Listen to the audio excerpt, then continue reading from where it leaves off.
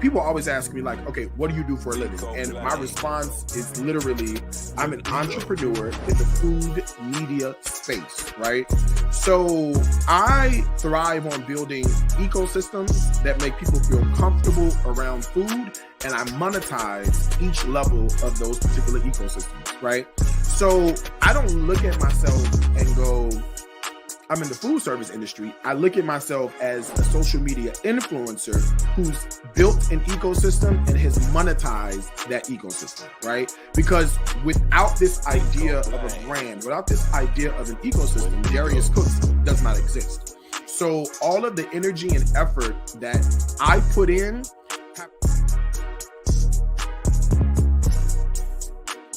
look at somebody else's page, get inspired. Don't, and get your ideas. I'm not even gonna say don't copy, because that's why we're here. We're here to inspire you, to make you want to take what we did and make it better, right? That's what we're here for. So at the end of the day, continue to get inspired by other people. Always put out content, great content. Social media is huge. I got my first NBC pilot because the producer watch my Instagram all the time. They watch my Instagram, they see my food, and they just decided like, damn, we really want you to be on this NBC television show. Because you looked at my Instagram, because I was consistent, because the color looks great. Stop putting up these fucking pictures of this food where the camera is fuzzy, it's moving. Be intentional. You know what I'm saying? Like, be intentional. If you're gonna do it, do it. That's all I'm saying. I'm not judging. But if you're gonna do it, if you're gonna do a video, let it be crisp, let it be clean. Let your walk into it. I can cook what I want to cook. I don't really have a budget for food. I can cook what I want, how I want. The people that I'm working with, they love me, and I'm making good money, and my name is out there a little bit, And man, I just look at it and I'm like, damn, I have finally won the damn lottery. You know what I mean? And wow. And just like you put that dollar and you pay that. You have a rate, and then there's your food costs, and then also within those food costs, you need to put your rate, and you need to put the rate for your team, because that's prep work. But this isn't taught. And how I learned was I worked for a caterer who was ran by somebody who did not look like me, and my friend was the one who put me on because she was a receptionist. She was like, "Let me show you our invoices. Let me show you how we do it." I was like, "Oh, that's why I'm broke." Great. Thank you. But it's not taught. And also there just has to be a mind. I understand. You have to understand where you're coming from. We have been struggling, and that's generally how it is, because the financing isn't there. And so you do what you can. But as soon as the mindset shifts, and we at least have a few people who are on board, like, no, I'm not going to do that, then it will shift. But, you still have people want to eat. People need to eat. And people, for one, they don't know. Two, when they do know how to do better, then they will do better, But they don't know right now. People are struggling. And as you said, that people, like, a lot of people don't have those mentors. They either don't have the mentors, they reached out.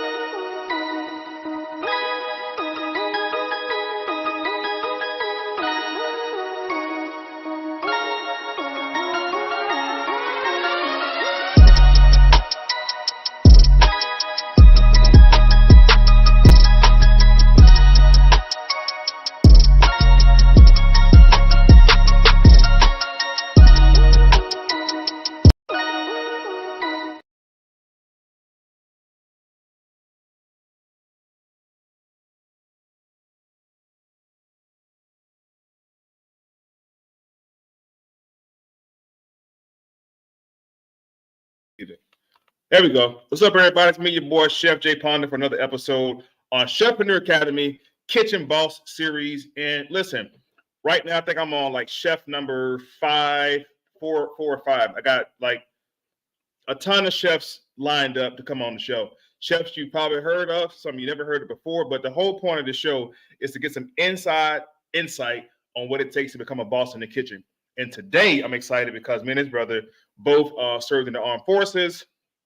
Got a little bit of history when it comes to that. I've been watching this brother from day one and doing some phenomenal work in the field of culinary.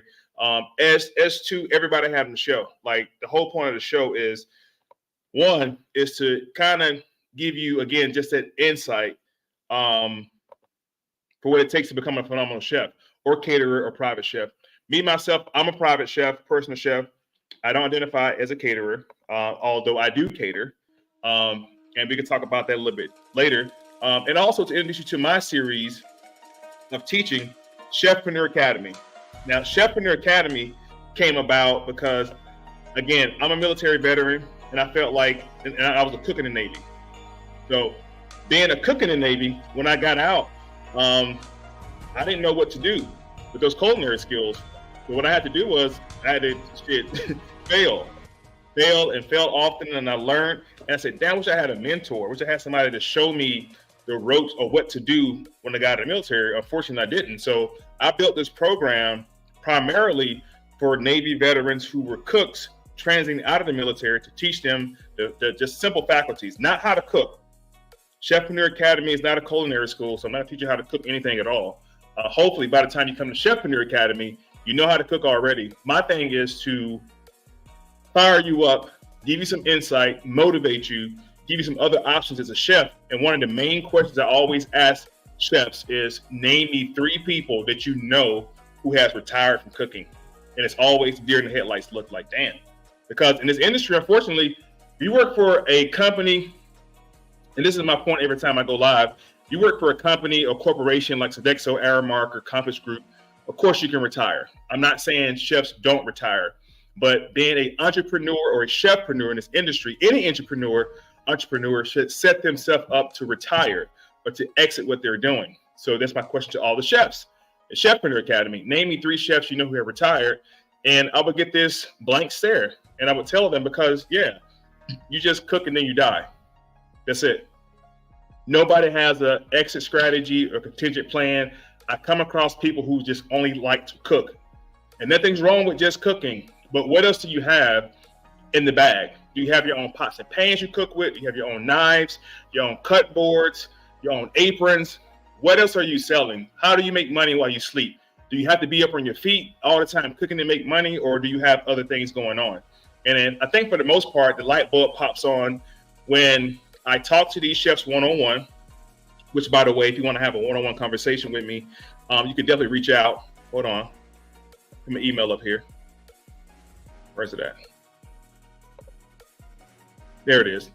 Shoot me an email. A manager, or set up a form, fill out a form, and we can talk privately on Zoom. I do Zoom calls and Zoom sessions also. And all I'm doing is giving you my 23 years of experience, what I've done, telling you what not to do, what you could do different, what you could do over here. And I talk to everybody. People who've been cooking for 1 year to 30 years. And it's always some insight that we can share with one another. So when you watch this show, this platform, understand the chefs I have coming on here are chefs who've been in the industry for a long time, or at least been around food for a long time.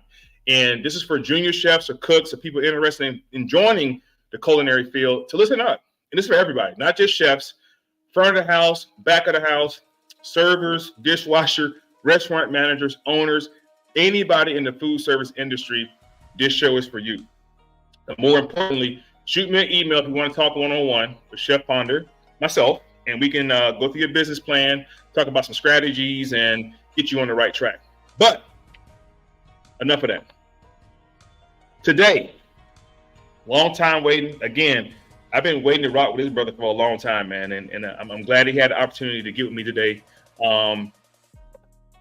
Chef Scottie, man, this guy is phenomenal. And I'm gonna let him come on here in a second and just give you his story and share with you some things he's gone through. Again, like I said, he's a veteran, and hopefully you guys can definitely support our veterans. I'm a vet, he's a vet, and there's plenty more other vets out here who were phenomenal chefs who definitely wouldn't mind support. Now, support looks like this. Share a post, comment on the post, like the post. That's about all the support you really be needing for real. We don't need y'all to book us every single time, you know what I'm saying? But just put the word out there, because in this industry, the best method of advertising is word of mouth. Is when we cook for you or the clients and you guys go tell your friends and family about it and we get booked again. Like that's major for us. But today, I want to bring something else to the forefront, because we are veterans. We're going to talk about other opportunities in our field that you may not know about, which is food service government contracting, which is real big. It hasn't been big for a while. is coming to the forefront in the last 4 or 5 years because everybody's doing GovCon now, or government contracting. That's a field that I had the pleasure of getting into during COVID, and that's the field that I'm going to get back into later this year. And I want to just share that story with other chefs to say, listen, there's a lot more money out there for what you're doing, and you're working way too hard. And that's the point of Chefprenur Academy, to inspire chefs to pull out their best ability, also to help build what's called personal development in whatever field you need to get it in, whether it's, I don't know, somebody to talk to, mentoring. I'm not here to really train you on how to cook, although I can give you insight on how to cook. I taught at Stratford University for a while, Athens Technical College, Art Institute. So I am a professionally trained chef to teach you how to cook, along with other chefs. I think Chef Scottie got a background also in teaching. So between myself, him, and other chefs that we know have been in the game for a long time, there's a lot of knowledge. A lot of things can be shared on this platform. So make sure you share this today. If you're on YouTube, subscribe to the channel, like it, click the bell. Every Tuesday, 6:30, I'll have another chef in the building, or at least someone in the food service industry or in the industry, period. Next week, next Tuesday, I have a special guest going to come in and talk about the PR side and managing of chefs. And she's phenomenal. I'm not going to give it away, but she's phenomenal. You got to tap in next Tuesday. But for now, my man, Chef Scottie, what's going on, brother? How you feeling today, man? What's going on, brother? How you doing, man? Man, all is well, man. Thank you for coming on with me today, bro. I know it's been highly anticipated for the last 2 or 3 weeks, and I had a chance to catch and get you on here, man. I'm super excited about it, man. Tell the people who you are, brother. Man, well, appreciate you, Chef Ponder, man. Like I say, we go back. It's a few years when I first met you, and you was doing a cooking class in I think it was Atlanta area, but and since then we've been kind of keeping in touch. But a little bit about myself. Born and raised in Chapel Hill, North Carolina. I did military, like you said. I'm a veteran. I did 27 years in the Army. Retired as a first sergeant. I was a field artillery soldier, so I did 5 combat deployments. Never cooked in the military. Everybody thought, I was a cook, but never cooked in the military, man. So 1 October 2015 was when I decided to call it quits. I retired right here in Fort Valley, Georgia, at the college, Fort Valley State University. I taught senior military science, ROTC, over there. 10 days later, man. 10 days later, I made an announcement in my retirement ceremony for the first time for my wife. She didn't even know. I said, you know what? I'm going to culinary school. I said, I got to use my post 9/11 GI Bill to go to culinary school. And she's okay. Culinary school, we just built a house. You got to get a job, thinking like that. You know what? But I took a leap of faith, brother. And so 10 days later, I went to Helms College here in Macon, Georgia. Went there for a year and graduated. Went back to being an instructor for an additional year. And that's when we decided to start our own private chef services right here in Middle Georgia area. So that's what we've been doing since 2016, man. Damn. And how's business been going for you pre-COVID and post-COVID? Did you see any impacts on your side of the house or anything? You know what? During COVID is when I got busy because I brought food to people's homes. I was doing people couldn't go to restaurants. You know what? Hey, let me hire Chef Johnson to come do a private dinner in my home. And then we took the opportunity to do a chew and chat. We did live cooking sessions on Facebook. So when people were sitting home, we said, okay, what you got in your pantry? Hey, let me show you what you can use with this. So we did live, uncut, raw cooking shows on Facebook, man, called Chew and Chat. So COVID was cool, man. It didn't hold me down in a bit. So I still kept busy, brother. Yeah. Nice. Well, see, I'm gonna tell you what happened. For me during COVID, prior to COVID, I had this pop-up brunches I was doing in Virginia Beach and DC and everywhere, like going crazy. Every Sunday, and I got it down to a science, bro. Like I would spend $500 on groceries, and I'm giving the game up now, but $500 on groceries. I had a very simple menu, not simple, but elaborate 5-6 item menu. And I was probably net after I paid everybody, bringing in close to $4,000 or $5,000 every Sunday for 4 hours. Oh, wow. So, I wasn't thinking about nothing. I was just getting to it, popping up, whatever. When COVID happened, man, It took the wind out me, boy. It took the wind. I'm like, I gotta do what? Just stop serving? And I remember talking to the restaurant owner and trying to pivot to be like, well, we could do curbside food because the curbside thing was coming out and they were trying to figure out how that goes, whatever the case was. And that fizzled out for me. And I got into like a whole depressive state because I'm like, damn, I'm a personal private chef. I don't know what to do. Yeah. I kept getting told to go live, dude. I'm not doing a damn live. I want to go live. Fuck that. Because I'm not real big on the lives anyway back then. Like, I want to go live. And I wish I would have. Yeah.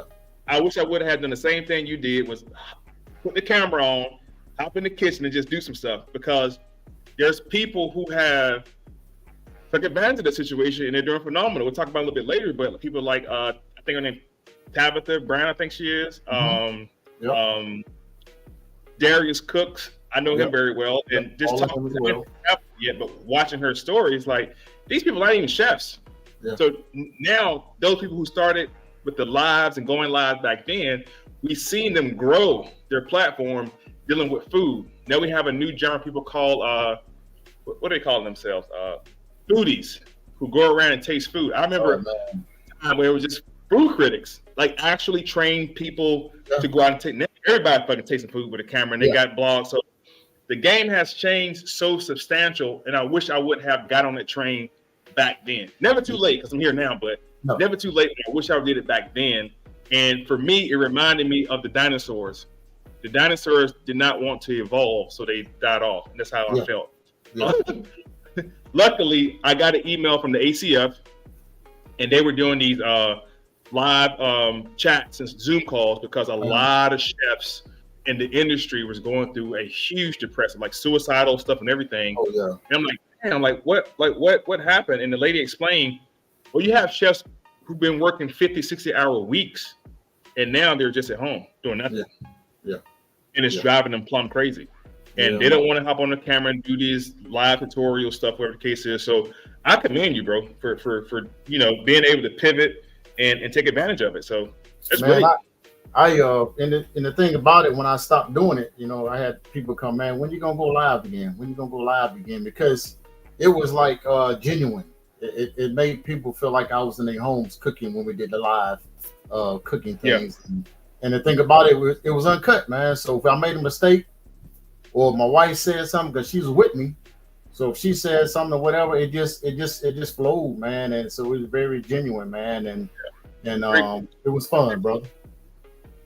I get it. And another thing I see that you are involved in quite a bit of festivals. Tell me, how do you do that? Do you call the festivals? Do they call you? Do you just reach out and say, hey, I want to come be a part of it, be a vendor? How do you get into the festival side of things?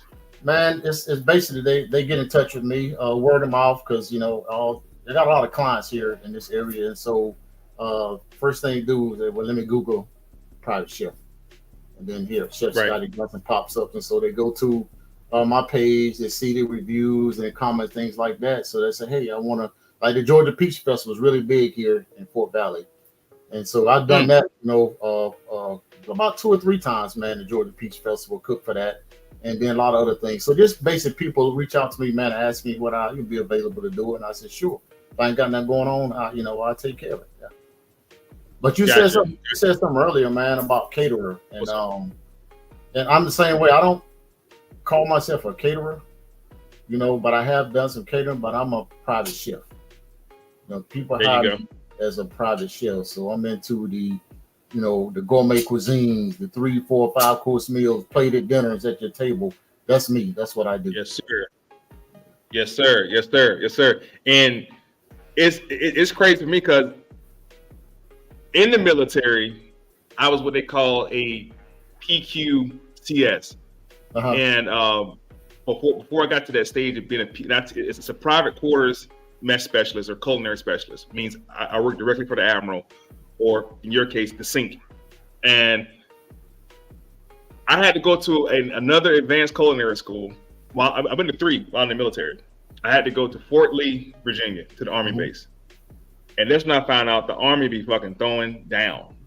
And I'm serious. Like, now, I don't know about the food and the DFAC, but I know that when it comes to competition-wise, learned so much from them guys in the Army, man. Yeah. Like, and you got to think, this is pre-culinary school for me, like actual culinary school. Yeah. Because in the military, a lot of y'all don't know, in the military, when you select your rate or your MOS, in the Army case, they send you to this A school. And in this A school, you pick up your trade, you learn how to do basic culinary stuff. And that's all I had was the basic A school.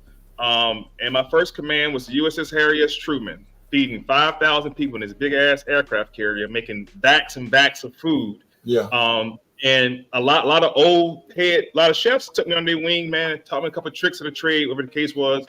And I ended up getting selected by the FSO, the food service officer, came and talked to me. And I think it was just God moving, because I wasn't doing anything phenomenal. And he said, "Hey, you want to go work for the Admiral?" I'm like, "What the heck is an Admiral?" Like, I'm an E3. Like, I don't know. I mean, I know what the Admiral is, but like, I don't understand what's going on. Right. So I got selected to work for the Admiral. Admiral loved what I did. At this point, I have no culinary school other than A school. But what I did have is those Georgia roots. Yeah. Watching my grandma cook, watching my mama cook, watching my uncles and stuff grill. Like, that stuff was embedded in my brain. So I knew how to make cornbread. I knew how to do this. I know how to make barbecue chicken, macaroni and cheese. I knew how to make Southern soul food. Yeah. And that was my ticket in the door. But once I got in the door, I had to take it up a notch. And that's when I went to Fort Lee and a school called Starkey's, which was kind of a butler school in the military, because I had to work in the house for the Admiral as well. But that door opened, man, and took me to like NATO and Fleet Forces and all kind of great commands and working for all kind of great people.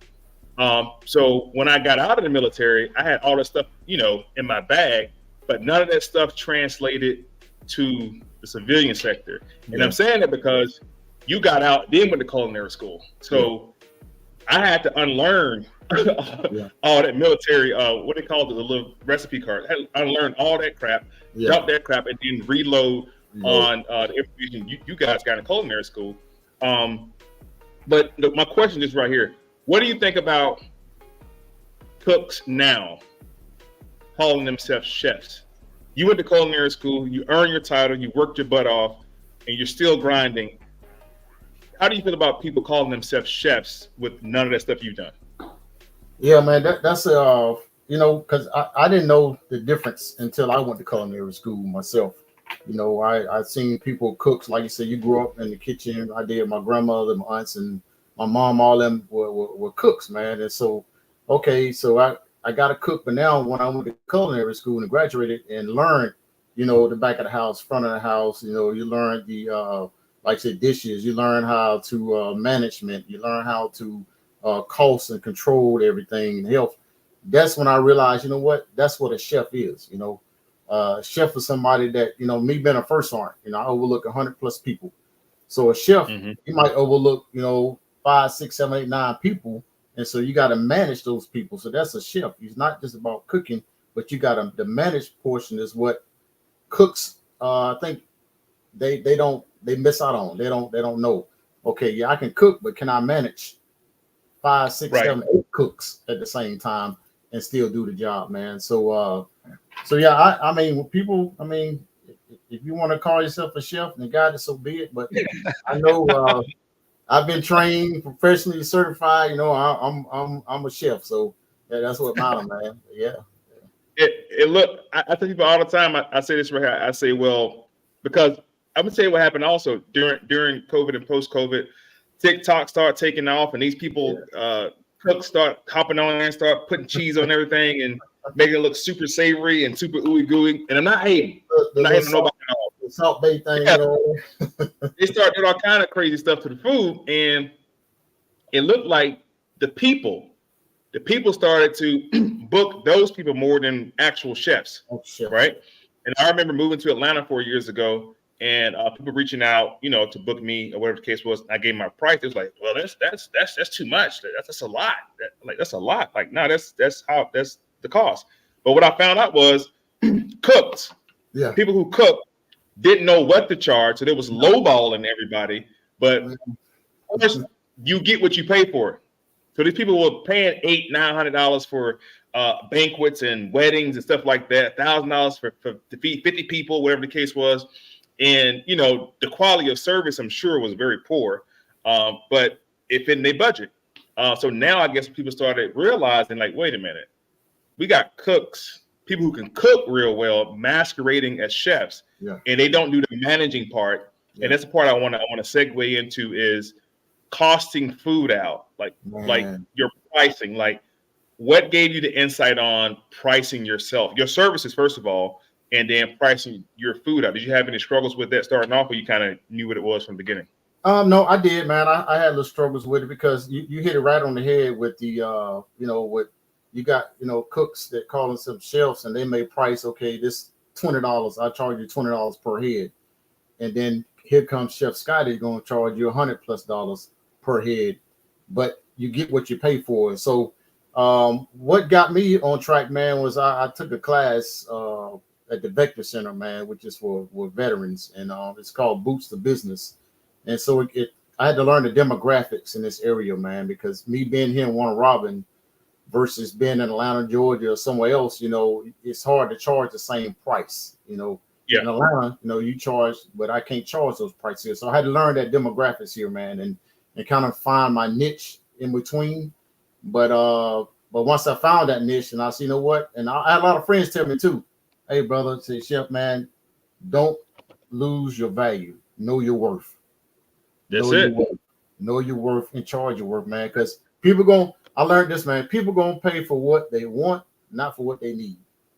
Come on now. What they want, not for what they need, man. And so I see, you know what? Hey, this is what I charge. These are my prices, and I get clients that will pay it and clients that won't. But guess what? The ones that won't pay it, they just give me time to do something else, time to spend with family, time to get into the books, time to, you know, do other things, man. So I just take advantage of those, man, and go with it. Listen. So when it came to food costing, for me, when I got out of the military, I didn't even think about food costing. I figured if somebody wanted to do a in-home service to feed 10 people, I figured $1,000. That sounds like a lot of money. Yeah. So like, $1,000.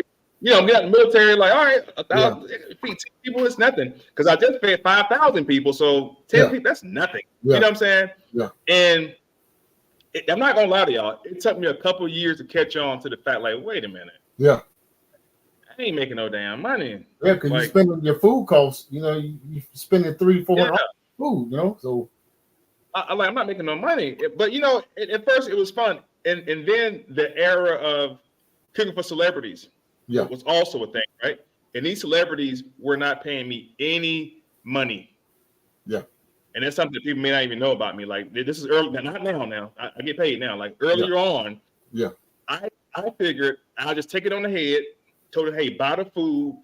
And if I just got in a picture with them and post a picture, that'll help me get more clients. And that worked for a while. So I'm like, you know what? Fuck this. Like, I don't care who we are anymore. You know what I'm saying? They're regular people now. But back when I first got started, bro, like that was a big thing for me, like not knowing what to charge. And when I went to culinary school, finally, shouts out to CIV in Virginia, ECPI University alumni, you know what I'm saying? But when I went to culinary school, I found out the business side of shit, and I'm doing this shit all wrong. Like I'm hustling backwards. I'm hustling backwards. And when I talk to chefs now in 2024, right, they're still not itemizing appropriately. You know, and I had a conversation with chefs last month, and this one guy was a caterer, and I said, "What's your biggest gig you made on catering?" You know, just put a number out there. It was like $20,000, which is great for like 250 people. I said, "Was it plated or buffet?" He said, "Buffet." I said, Did you use your equipment, your shape?" He said, Yeah. Did you charge him for it? He's like, "Nah." No. Again, he's thinking, I guess 20 bands, a lot of money. You got to staff that shit too. So I went over an itemized invoice for him, and he was missing out on an extra $8,000-$9,000 because he didn't charge appropriately. And that happens with chefs throughout the industry. Not with everybody, but the majority of ones who just hop in the game, can cook some real good lobster mac and cheese, I guess. A family member told them you should be a chef now, and I'm gonna be a chef now. They don't have the classical training in the background, the business side of it. And I'm not talking shit about nobody, but like if you don't go to culinary school, that's fine. At least align yourself with somebody like a Chef Scott or somebody like myself who has been in the game long enough to understand the ins and outs. And you said something important a second ago is you have to know your demographics. Yeah. That's the big thing that I push to culinary students is like know your demographics. Find out where you want to open your restaurant or your food truck at. Find out what the per capita income is for that area. Then you can charge appropriately. Now, don't ever try to compete on price point. Like no. if Chef Scottie is charging $1,200 for a private chef experience, I'm not going to compete with him on price points at all because then you lose out. Like McDonald's don't compete price point wise with Burger King. Like they don't do that kind of shit. Yeah. They understand who's there, who's in the area. They follow trends, and that's the best thing you can get on. All the chefs is listening.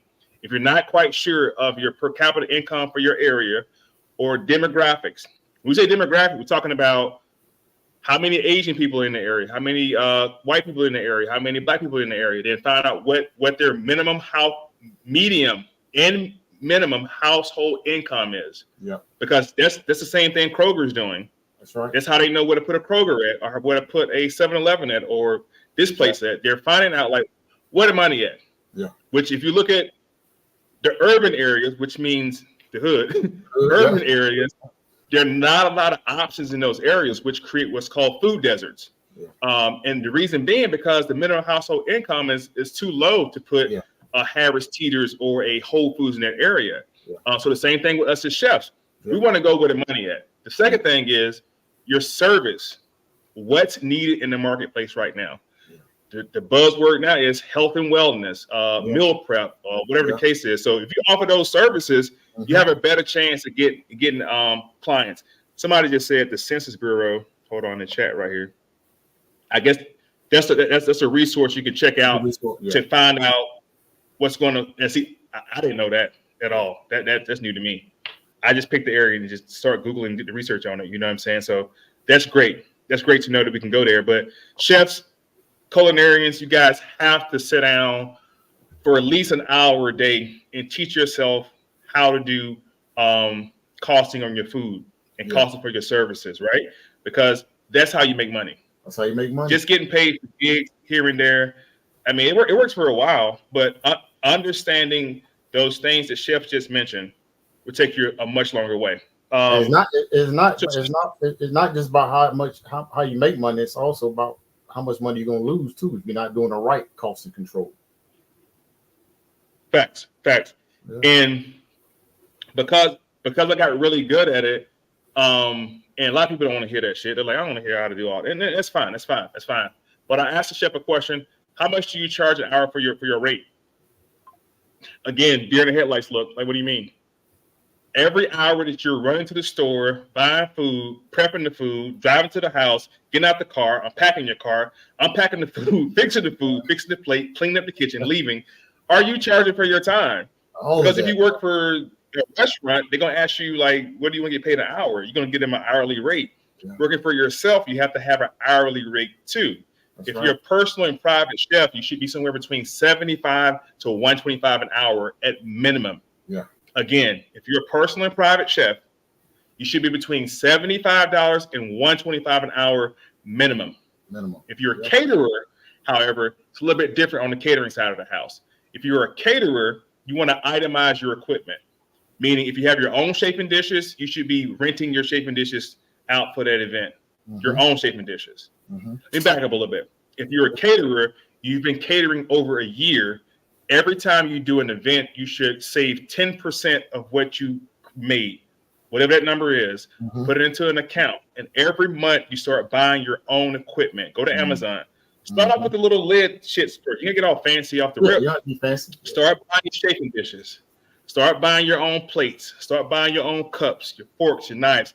And eventually you're going to accumulate an inventory. Yeah. So when somebody go to book you, guess what you're doing? You're charging for your time. You're charging for food costs. You have a long list of rentals. Because all they're going to do is go somewhere to rent it anyway, right? That's it. Yeah. Somebody was renting from you. You know, you get the money. Right. So, Chef, tell us about a time that you undercharged and you ran into an issue. Oh, wow, man. Man, it was a few times. And how I realized, because my wife, my wife is my biggest critic, man, when it comes to tasting my food, how much I should charge and all that, because she's like, you're not charging enough. Right. You're not charging enough. And so I had to think about, well, babe, I need to get clients and stuff. And that's why I did it, because I needed clients. Okay, let me start off, let me charge them this and charge them that. But there were a couple of times, man, in the beginning where I knew I had undercharged quite a bit, man. And I realized, and I said, you know what? Let me relook this thing, man. Then I got with other mentors that I had and talked to them about, because one thing I learned, chef, is that a lot of chefs don't like to go to other chefs and ask questions. Oh my God, man! yeah. I'm a firm believer, man, and I'm gonna go to someone, man, that can truly help me out, because it's all about growth. It's all about learning, and so that's what I had to do. I had to go to some mentors, some other chefs. Hey, man, how do you work yours? How do you price, and what do you know to charge? And so once I got that down and I figured it out, then things start rolling, man. Positive for me. So yeah, and again, I mean, going back to what you just said, if y'all need help, reach out, man. Like, her name slipped my mind just now. Chef I had on, she gonna kick my butt for forgetting her name, but I had her on last week. We talked about. I asked her about these culinary gatekeepers. Yeah. Because the first time, like, damn, there are culinary gatekeepers out there, and by that, what was meant was chefs don't want to work together. And for me, one of my biggest, I'll say, downfalls was me always trying to assemble chefs who I felt like were great, and it wasn't because I was lacking anything. I just wanted to put a dynamic league of chefs together. And every time, man, I did it 3 or 4 times at least. Like, meaning, like, I got 4 or 5 chefs who I saw potential in. I got them together. I, out of my pocket, got them chef jackets, got headshots, put them on my website. Like, we're gonna rock and get this team together. And lo and behold, a couple of them got the big head, and they did their own thing. And at that point, I was doing the Food Network shit, and jealousy started. It just gets so crazy. And for me, I don't mind working with anybody. Yeah, I work with any chef. You know what I'm saying? I'm not saying any chef. Let me back up.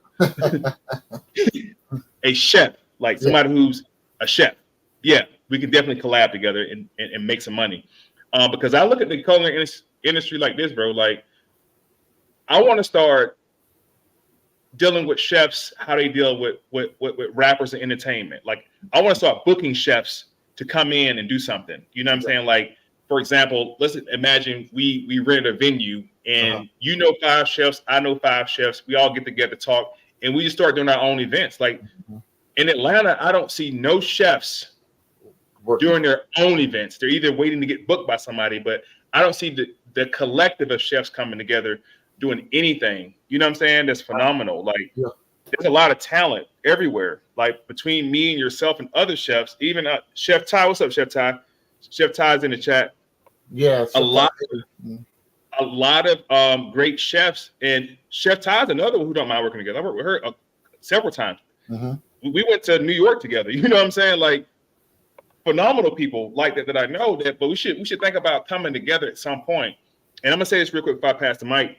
On that same note, there's a lot of phenomenal Black chefs who I think need to work together more. And I know there's entities like the ACF. I'm an ACF member. I'm certified through the ACF. A lot of chefs are not certified through the ACF, or they don't affiliate with the ACF. Or they don't know what the fuck it is in the first place. And the ACF they're doing crazy stuff with conferences and all kind of stuff like that. But there's so many chefs who are left out of that circle that I feel a calling to kind of put something together at some point in the future. So anybody that's listening that will watch this, me and Chef Scottie are gonna be talking offline about putting something together for y'all. Just bring everybody out together. You get a chance to showcase your food. Maybe we do a whole weekend situation and do $200 tickets, and you just eat the whole weekend if you come to this event. But let's talk more about that at some other point. Oh yeah. I want to get back to the business side of the house. What was your business strategy for starting your business? Do you remember? Well, that's something that class boosts the business, because I thought, let me back up, man. You heard of the Vector Center? It's for the veterans. Yeah, it's called the Vector Center. Vector is for it's a veterans. It's for people that's getting ready to get out of the military, that's out of the military, and help them be able to start their own business, small business, and it's for veterans. Right. Yeah, and so that class, man, it's a class called Boot the Business, but now it's Boost the Business Reboot, and basically that's what taught me my business, man, because I'm thinking, okay, bam, 2016, I said, I'm gonna start my business. What I need to do? Okay, first I need to file for the LLC. First I need to get with state of Georgia and see if the name is available for my business. And all those things, man, I didn't know, but no, you got to do that.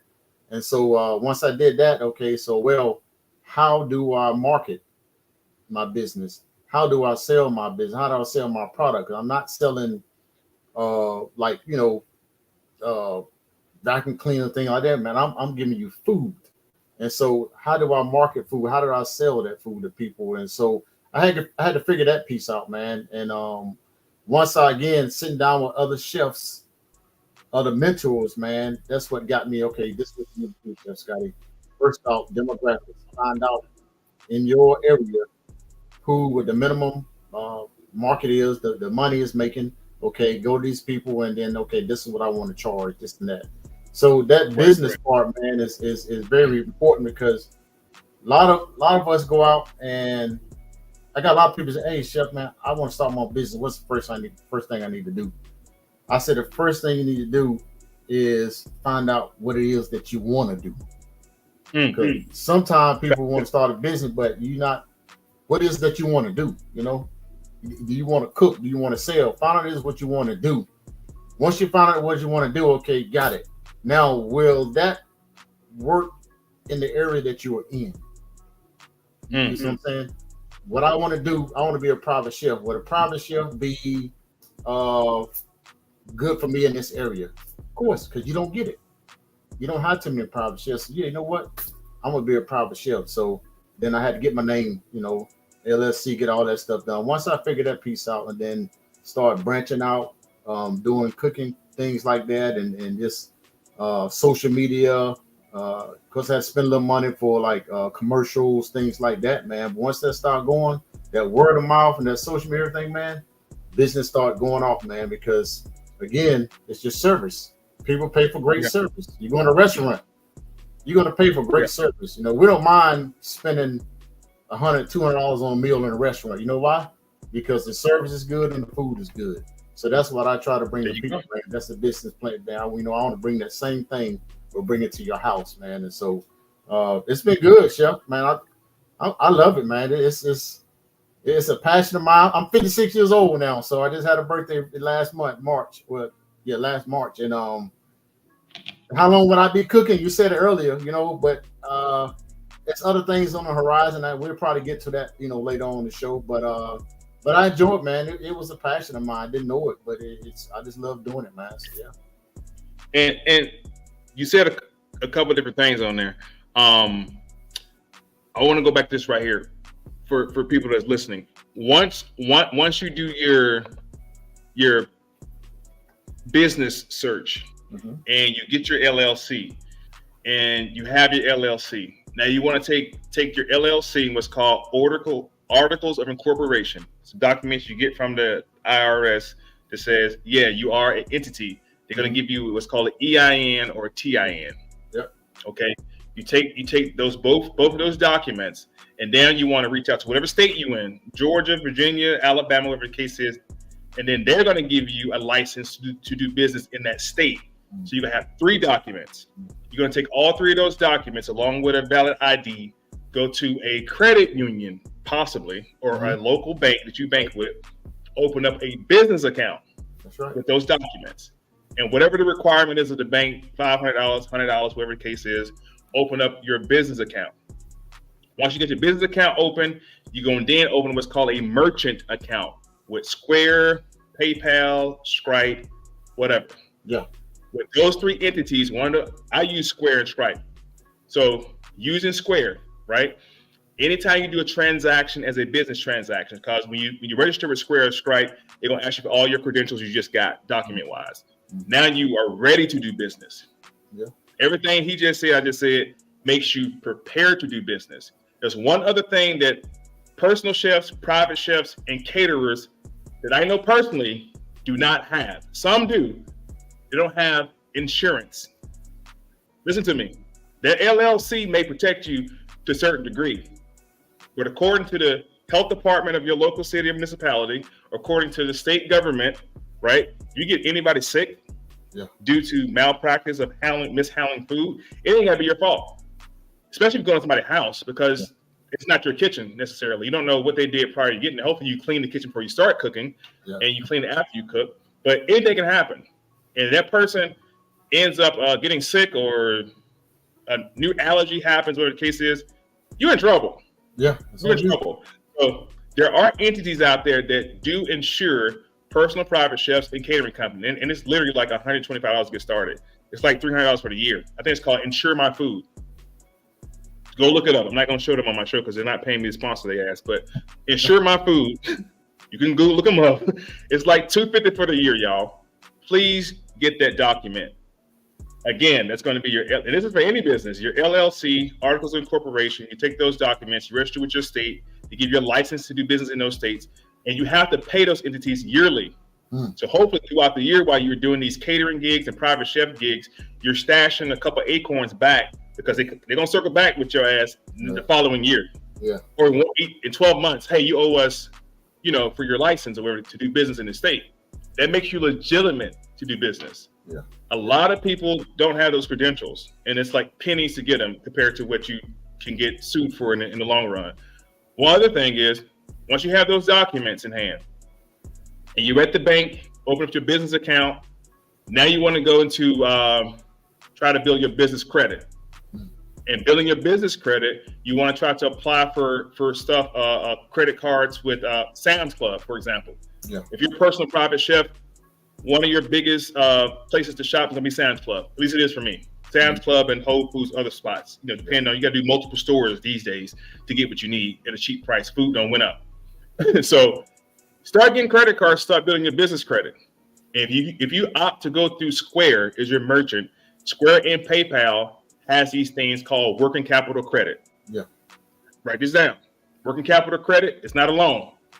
Depending on how much business you do on those accounts through transaction, meaning every time you have a gig, you send your invoices from those accounts, from PayPal or from Square, from Stripe. You go in there and you bill your invoice and send it to the client. Square, PayPal, those entities, they're gonna track every transaction you do. Over a period of 90 days, they see, oh, Chef Scottie's doing pretty well. He's bringing in, he ain't gonna be $1 million. It can be a couple thousand here and there.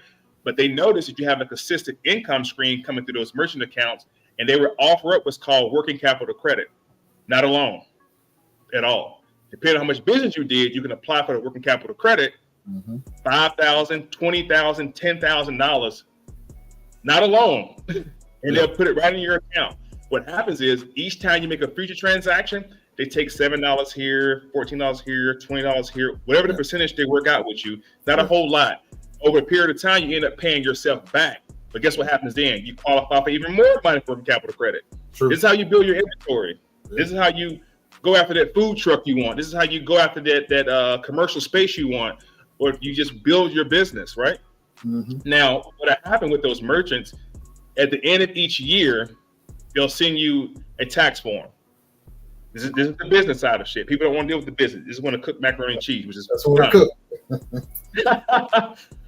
and you know what? That's okay, because people who just love to cook, I got a job for you. I promise you, I got you.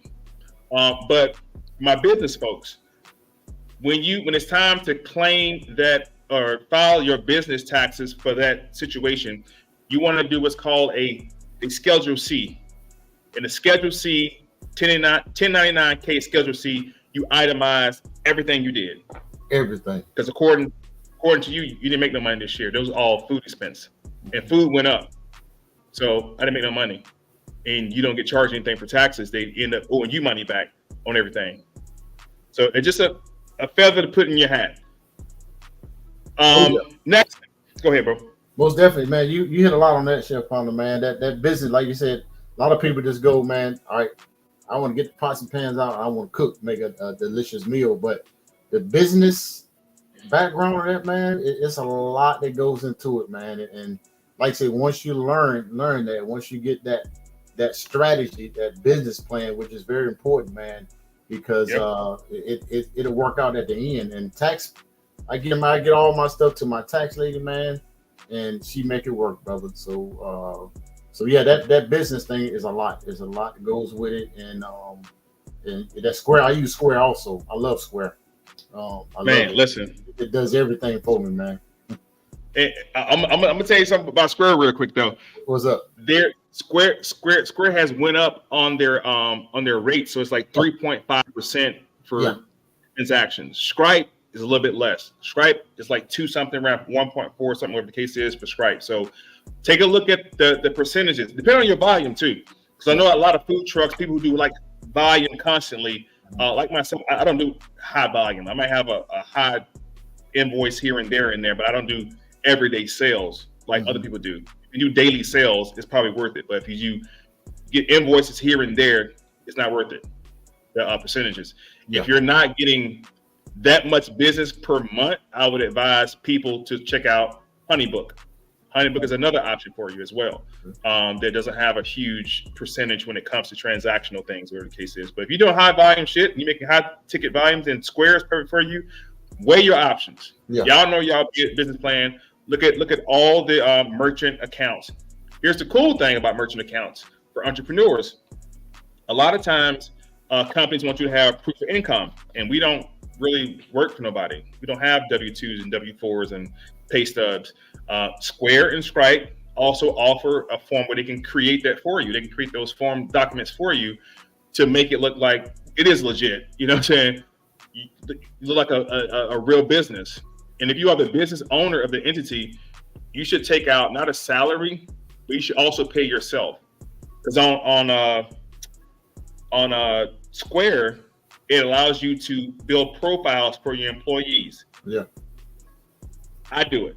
I've done it. Like anybody's worked for me, they're subcontractors. I give them I-9. I have all the information in Square, and that's how I pay them directly through that. At the end of the year, the IRS sends them the form to file their own taxes. I don't do none of that shit at all. Yeah. You're paying people through Cash App, stop. Oh, yeah. Not paying your employees or people that work for you for catering gigs cash or through through Cash App. If you've been doing it this year, fine. But now you know better. You're supposed to do better because you can't claim any of that stuff. There's no employee tax credit. I know people who've been catering forever who didn't take advantage of the PPP situation because they didn't qualify for it. It wasn't a legit business. They didn't get the employee tax credit because they couldn't show that they had employees. Like just simple stuff on the business side, y'all, to save y'all a lot of headache, a lot of trouble. Otherwise, you're just hustling. Yeah. I know you can cook very well. Everybody know you got the best, whatever you cook, the best lamb chops. Yeah. We get it. The best oxtails. We get it. We got it. Got it. But let's talk business. And when you talk business to them, it goes over their head, or they like, oh yeah, I'm a get you. All right, listen. And that's what Chefprenur Academy does for people. It puts you up on game, makes you a legitimate entity. Because a lot of our people just don't know. No, they don't. And if you don't know, that's fine. There's no shade.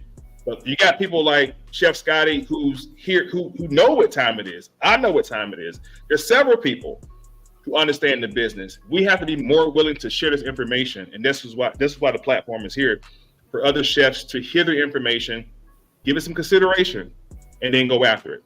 That's right. I want to cover a couple things real quick before we go to the next question, bro. Business development strategy. I'm sorry, it's business development period. Strategic planning, business planning. That's what we just talked about earlier, knowing your demographics. Branding, marketing, promoting are 3 different things. Mm-hmm. Yep. As you guys are watching this now, you see my little icon in the top corner. That's branding. Even with that image of that brand, I have 3 different variations of that brand right now. If I showed you a picture of just a yellow M, you would know what that brand is. That's McDonald's. Even if there's no words on there, you know what it is. It's McDonald's. Let me change it real quick. I just changed it to the wording. But you should have 3 different variations of your logo. You should have a black and white version of your logo. You should have what's called a inverted, so you can have it printable to material, right? Yeah. So that's branding. right? Marketing is a consistent thing that you do on social media. That's marketing. That's not branding. Your brand is your brand. Whether you show it or not, that's your brand. Marketing grows your brand. Marketing shows the capabilities of your brand. Marketing shows what your brand is capable of, again. But the promoting side of it is different. You promote aprons, or you promote cutting boards, or you promote a special. That's a short term. Marketing is long term. Promoting is short term. Branding is what your company is. Yeah. So don't be thinking that, oh, I gotta do some brand. No, your branding is brand. It's your brand right there. Likewise, Fashion Nova, for example, is a brand. They got smart, and several other companies did, but Fashion Nova, for one, got smart on social media. Said there's like 90 million people on social media. Why don't we make them our brand ambassadors? Mm-hmm. You can have brand ambassadors for your company too. Yeah. How do I make somebody a brand ambassador for my catering company or for my personal chef business? Take that logo, put it on a hoodie, put it on a hat, put it on a wristband, put it on a keychain. And Chef, you've been to several festivals. The little cups got the logo on it, the keychain got the logo on it, the pins. That's branding. Yeah. And once you get somebody that information, they walk around. They're your brand ambassadors. That's right. Website development. Websites are dinosaurs, y'all. I'm telling y'all right now. My friends got hurt when I got told this. I'm like, what? Like, the person said websites are overutilized business cards. I'm like, what do you mean? Yeah. Well, nobody does websites anymore. I'm like, what the fuck? How do you gonna see my stuff? Social media made that elite. Linktree made websites almost obsolete. Yeah. Should you have a website? Of course, have a website. Don't not get a website. Everybody should have a website. Key things you can do to your website, something called a screen key. Find out what your screen key is. You got a YouTube page. Right now, I'm streaming on my website right now. If I wanted to, I could stream directly to my website and charge a fee for you to go watch it, right? If I wanted to right now. Websites are great. If you don't know what a sales funnel is, look up what a sales funnel is. It's too much noise on social media. It's a lot on Instagram. See something earlier, like, whoa, what the hell? But it's a lot of noise on social media. So if Chef Scott posts a delicious plate, I'll see it and I'll see 17 other people. But if I see Chef Scott plate, and Instagram allows you to put something at the bottom that says see more or view more or watch more, you click that, it takes you off of that platform to a nice quiet space called my personal website. Yeah. Now your website got to grab their attention. Yeah. Because one thing myself and my manager do, we look at how long are people staying on my website. Mm-hmm. This is how fine I am on shit. Like I look at the analytics of my website, the backside of it. Who's watching? I think beginning of the year, Asian population in Atlanta had about 3%. I'm at 6% now. I'm excited about that because there's a lot of Asian Americans in Atlanta in the Beaufort area. Now I want their business. So now I got to start to curtail my website to make it more appealing to them, right? And one other thing is, on that same note, I'm very cognitive about the black box. Remind me to talk about that later, about the black box. Okay. Streams of revenue. You want to have multiple streams of revenue with your business. Pots, pans, knives, cutting boards. There's 3 things you should write down. Alibaba, Fiverr, ChatGTP, Canva. 4 things, sorry. Canva, ChatGTP, Fiverr, and Alibaba. There's no reasons as a chefpreneur, entrepreneur person that you should not have these items. Yeah. Unless you just don't want to do it. Like you can go to ChatGTP and they'll write the cookbook for you. Yeah. And then you go to Canva, copy paste on Canva, and print it. So multiple streams of income, advertising and marketing, already covered it already. Motivation. Again, set up a time with me. We'll hop on here. If you want to talk to Chef Scott, I'll reach out to him. It don't matter. Like you guys, it's information you guys need to know and understand. Partnership and relationship building. Reach out to people. Talk to people.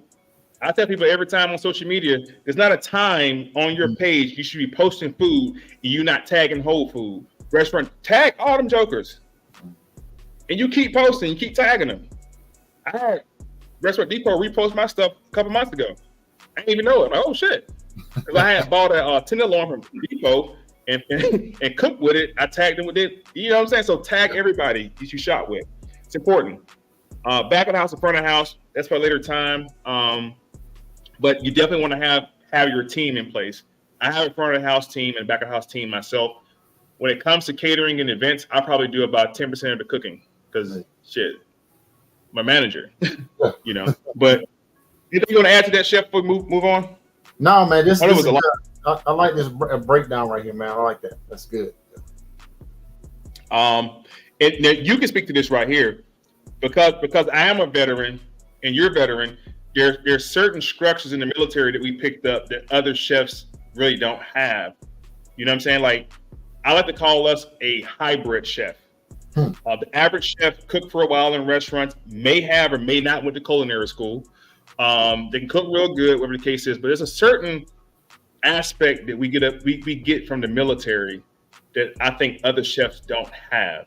What was a couple of things that stuck with you even after the military? Leadership, man. That leadership part was the biggest thing for me. Like you said, you got a team, man, and of cooks that work for you, but you got to know how to lead those young men and women, how to cook, how you want things done. So that leadership and employee piece was one that stuck with me because, like I said, I never cooked in the military, but I led in the military, as a first sergeant, and so that right there was a big piece for me as that leadership and discipline part of it. For sure. And that's another thing too.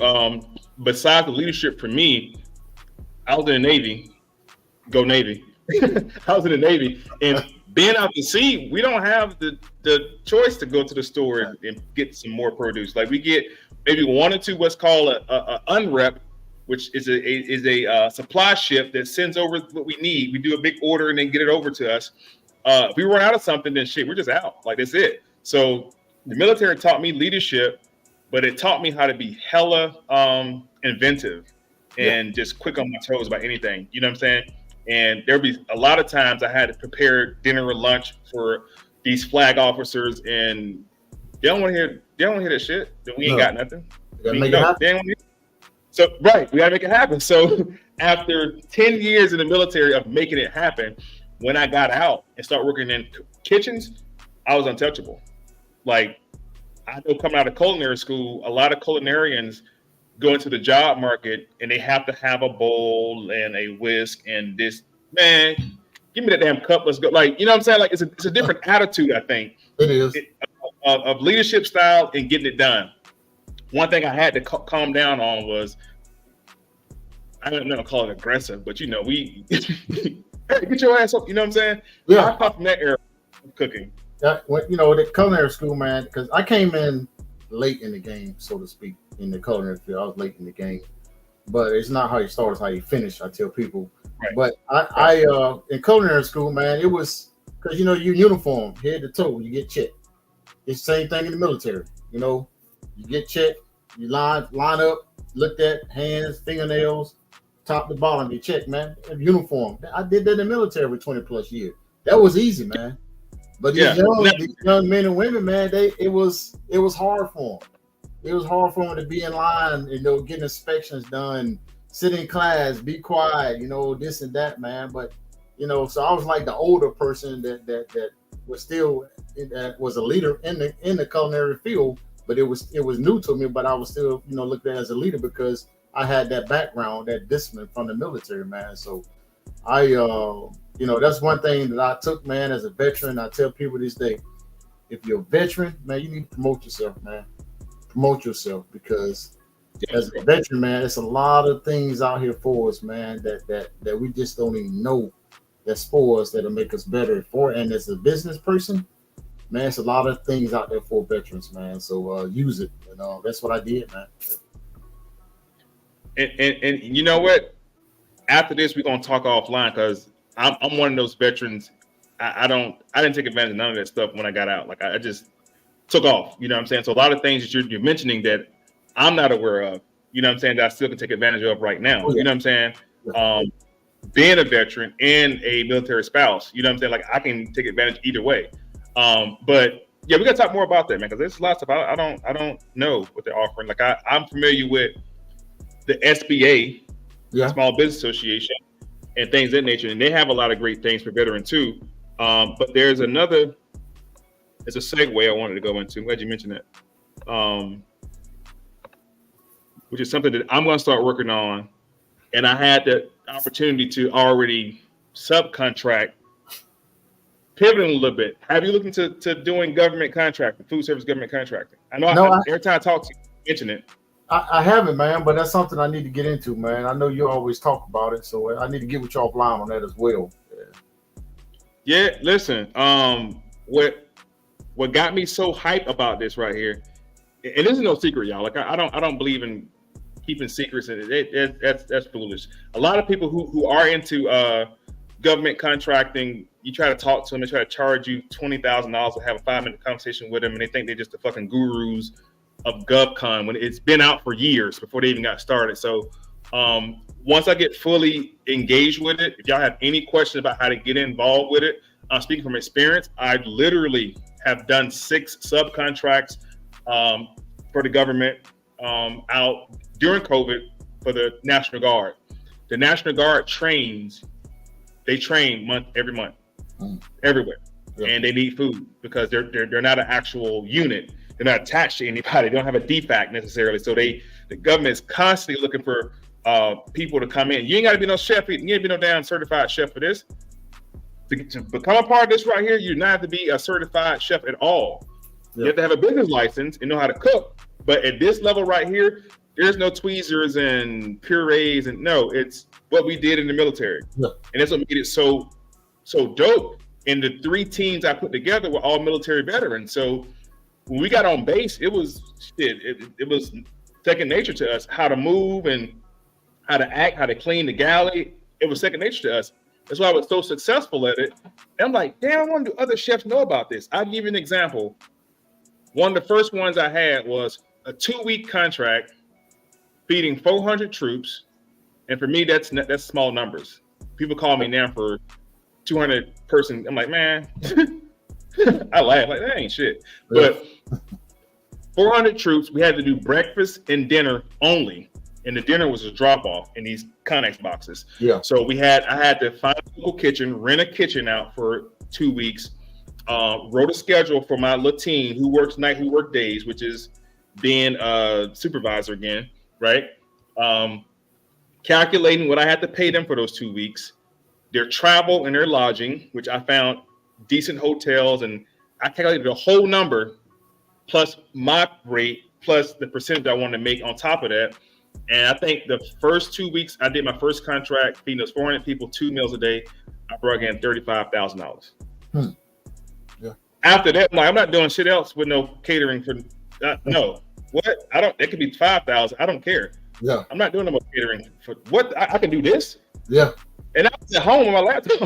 I was on my laptop, and I had to call and make sure that lunch out, dinner out. The last day, make sure y'all clean the DFAC up real good and pack everything up, and y'all fly back home.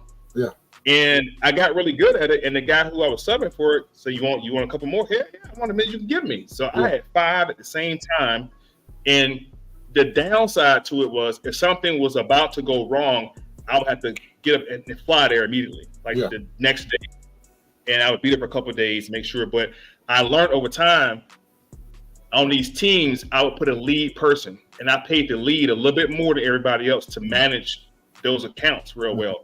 And the lead was always an Army vet or a Navy veteran or whatever the case, somebody in those positions. And what I found out was I had a database of about 60 people over these 2-3 years of veterans who didn't have a job or was tired of being at home or didn't want to do it or wanted to get into culinary. And I began to just assemble teams, man. And this shit was, I don't say it was easy, but it was pretty second nature to put together these teams to send them off on these contracts. And I got so excited about it. Every chef that I knew who was a personal chef or a caterer, I was just hey man, you gotta, I was so excited. And they'd be like, oh yeah. that sounds cool. I'm like, no, but you're missing out. Like, it's a lot of money in this shit. Like, I was so excited about it. And I was showing them, look, it's just 2 weeks of feeding. And they're like, I ain't with that shit. So when I get my shit going back again, I'm going to start doing free courses. Yeah. For chefs who are interested in this stuff. I just want to put that plug in. Oh, yeah. It's a lot of money in this industry, y'all. And y'all don't have to keep waiting for the phone to ring, spending hours on social media trying to advertise a plate of food and get more bookings. And you don't have to do that no more. I mean, you can if you love it, that's fine. Or if you're in a restaurant making below what you want to make on your paycheck, hit me up. Give me a holler. Hit me up. Starting this fall, I'm going to start this thing back up. One other thing. With this program, you could also submit your own proposal to what you want to offer. Like, I'm submitting Chefprenur Academy to the Armed Forces. Yeah. I'm a veteran. I know veterans who are chefs who can speak to this program. Like, I've actually done this program. The commercial I ran a little bit earlier, I've done this already with 90 active duty military members. And it was a blessing to get them how it happened. And I created this curriculum and it went crazy. And I got requests to go to Japan, to the base, and Italy and everywhere else. But then COVID happened and it kind of fell through the cracks. Yeah. But now I'm revamping it to where, like, this podcast I'm doing, and I'm holding classes through Zoom, whatever the case is, connecting with other chefs, showing them, like, hey man, it's an easier way to make this bread. Like, you can really just be at home managing, still in food service, still becoming a great chef, still developing recipes, and make a hell of a lot more money doing what you're doing. So I just want to plug that in real quick, but we'll definitely talk more offline about that, man. Going forward. Could you give us an example, bro, of something that you wish you would have done differently that you now know better with? Anything. Something man, you know what? Chefprenur, that I always say, I'm a believer in this, man. And I'll be honest with you. If I had done something differently, then I'm thinking, okay, would I be where I am right now if I'd have done it different? I think things, you learn from mistakes, but if you went back and did it a different way, would you be where you were right now? And so I don't know. What I wish I did, I wish I had went in the culinary field early in my career, but I did military. But because one thing I always wanted to do, and I think you've done it before, I always wanted to cook on a cruise ship. I always wanted to do a cruise ship. You don't. And then, but then the next thing I want to do is I wanted to do like a, as a private chef now, I like intimacy on a yacht. I want to, go cook on a yacht for 3 or 4 days. And I think you've done that, and I've seen you quite a time. But yeah, but I tell young people, man, when I was teaching at culinary school, I say, you're young, you're single, you don't know what to do when you come out, because some people, want food trucks, want to go on a work in a restaurant. I said, got it. I said, think about this. You're young, you're single, no kids. All right. You want to travel, you want to save money, go on a cruise line. As a young culinary, right out of culinary school, go on a cruise line and cook for 2 or 3 years. Bank your money, learn different cuisines, work under different chefs, and then get out and go do what you need to do. But get that experience, man. Me was a little different, because I military, went to culinary school, and I came out, bam, I started my own business right away. And so I dealt directly with being a private chef, a personal chef, man. That's what I do. And so, but I don't think I would change anything, Chefprenur. I really don't, man. I don't think I would change anything. Hey, yeah. That's what's up. I'm going to tell you, I'm a firm believer in God, man. And I say to you, Chef, I think even if you would have done something different, what God had for you was already for you. You'd end up at the same point you are now. It's been a different journey, a different story to tell. Right. It's a different journey, different story to tell. But I think that God had already, even before you got out the military, even with helping to make your mind up to determine to go into this business, because being a chef, y'all, it's more than just cooking. Like there's an aspect of hospitality that nobody talks about. See me, I'm constantly saying food service industry because it's a whole industry, not just chefing. Some chefs just think chef. That's it. No, I ran operations to where I had to have a front of the house manager when I was doing my pop-up brunches. Like I had a front of the house manager. I had a host. I had a I had a bar manager. There's multiple people out front that make the whole entire thing go smooth that people don't really deal with. As a personal and private chef, same thing. Like I'm about to offer these clients the fucking moon. Yeah. You know, I allowed myself with 2 or 3 bartenders. I had 2 or 3 photographers, videographers that I knew. I had a little team I got. You know what I'm saying? So when they call me for a booking, you know, I would give them the form and find out all the information I could about what they needed. And then at the end of the conversation, like, hey, or do you need a bartender? You know, I do. Got one for you. Now, I would charge the bartender rate, but I will upsell the rate, my rate on the back end. You need a DJ? We do need one. Got one for you. It's 2 or 3 weddings I did in the past 6-7 years where I damn near gave them the whole package of everything. Yeah. And people will love you for life for that, bro. Like they'd be like, man, think it was. If you can become a one-stop shop as a caterer. Now you don't have to go buy all this stuff. I'm not saying go buy the speakers and the turntables. No, just align yourself with people, build relationships, and you build your own database. Yeah. You build your own database on social media in your community, your town. Reach out to 2 or 3 DJs, white, black, and it don't matter. Country, it don't matter. You need to get all of them. You never know who your clientele will look like, right? Yeah. Get you a little database started. Get you a couple of bartenders, licensed bartenders you can rock with too. So now when they go to your website, instead of just booking Chef Scottie for cooking, they're booking. You're gonna do the cooking. Your bartender coming in. Your servers are coming in. The floral people. Yeah. Chefs don't think. Go to the local floral shop in your city or your county. Talk to these floral shops. They do thousands. Right now it's wedding season. Yeah. They're doing thousands of weddings. Yeah. In a period of time, not thousands, hundreds of weddings throughout a year, right? If you go and just drop your business card off, shake your hand, hey, this is who I am. Do you mind if I, let somebody know who you are or going forward? Man, if I can call Chef Scottie for my wedding and I'm already struggling on the budget and this man done gave me a dope menu, he done gave me a DJ, he done gave me a bartender and the floor lady and the baker, I always got 2 that can bake on my team. Always. Yeah. When I say my team, that means my database. Yeah. I have 2 or 3 pastry chefs always. Because when they start talking about cakes and pastries and desserts, hey, I'm gonna charge you for it. They don't care. You know what I'm saying? I'm not a baker. Not a pastry chef, not a baker. All right. And even in the baking world, you have bread makers, you have pie makers, and you have cake makers. They don't even get along half of the time, right? I can bake 2 or 3 desserts, bro, real good. That's like a croissant bread pudding, a cream brulee, the basic shit. Now I can't get into all full sugar. I'm with you. I'm with you, man. I'm with you 100% on that, man. You talking something, man. What I hear you talk, man, is that connection, man. You got to connect, man. You got to partner with people, man. You got to have that, like always. Team. They bring the whole package, man. So that's awesome, man. My wife, she always, she told me to tell you hello to my wife. Yeah. Oh, that's you. What's going on, Miss Jones? How you doing?